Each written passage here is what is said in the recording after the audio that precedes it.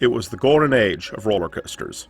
Amusement parks all over the country were in a race to build the biggest, fastest, and most thrilling rides to attract guests, and roller coaster designers innovated to expand the envelope of what a roller coaster could be.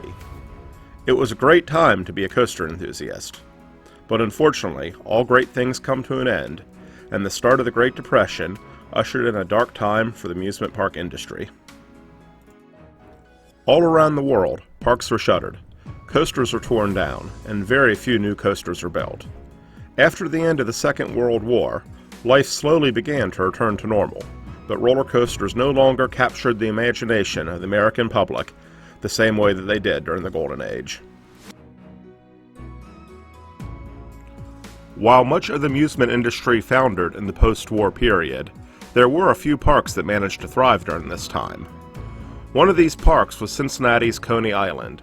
Coney Island was beloved by its patrons, but unfortunately its location near the Ohio River led to frequent flooding, and the park leadership eventually made the difficult decision to relocate the park to higher ground. The newly relocated park would be called Kings Island, and would feature an area themed to the old Coney Island Park.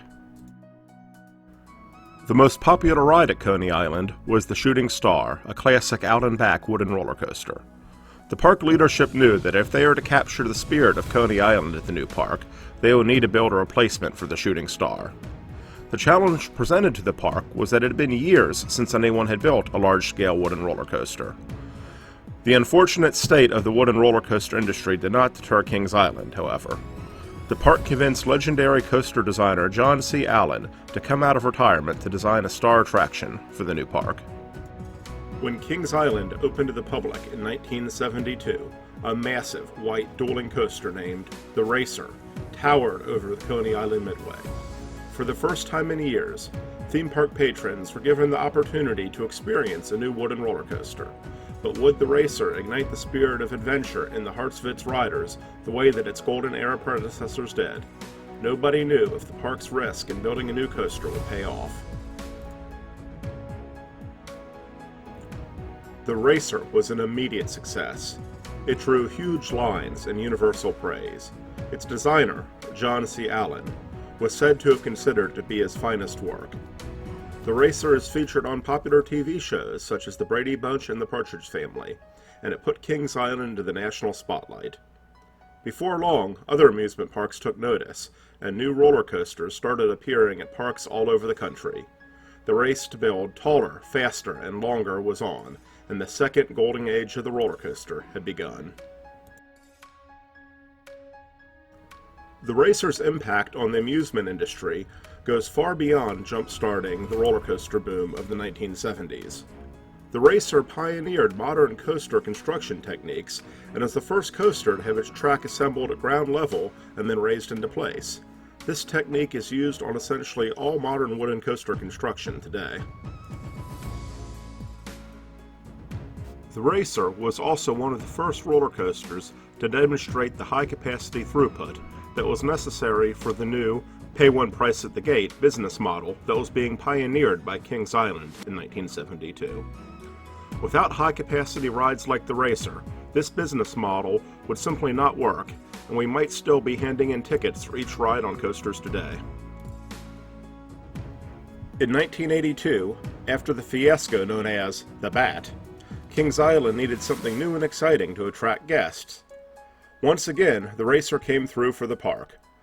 The blue trains are flipped around to run backwards, and the Racer became the first full-length, backwards-facing roller coaster. The blue trains ran backwards until the end of the 2007 season. In the 48 years since the debut of the Racer, it has given over 100 million rides to Kings Island guests. 1976 was the biggest year for the ride, with over 3.6 million rides occurring in that year alone. In 2007, the American Coaster Enthusiasts Organization awarded the Racer the status of Ace Landmark Coaster.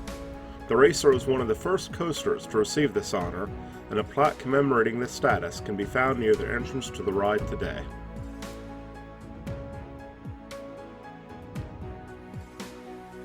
The Racer is no longer the star attraction at Kings Island. The roller coaster boom that it helped create quickly resulted in coasters that were taller, faster, longer, and more intense than the Racer. Despite the newer rides that surround it, the Racer is a critical place in the history of roller coasters. It is the critical missing link between the lost coasters of the first golden age and the modern coasters that we all enjoy today.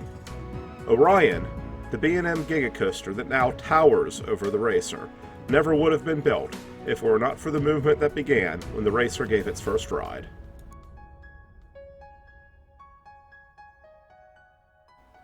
The next time you visit Kings Island, be sure to take a ride or two on the Racer. And while you ride it, take a moment to reflect upon what it means to the coaster community. The Racer may not be the tallest, or fastest, or smoothest ride in the park, but there may not be another coaster in the world that has had a greater impact on the industry as a whole. The Racer is a coaster that every enthusiast needs to experience at some point in the roller coaster journey, and I hope to see all of you alongside me in this queue line someday. Until then, ride on, coaster fans.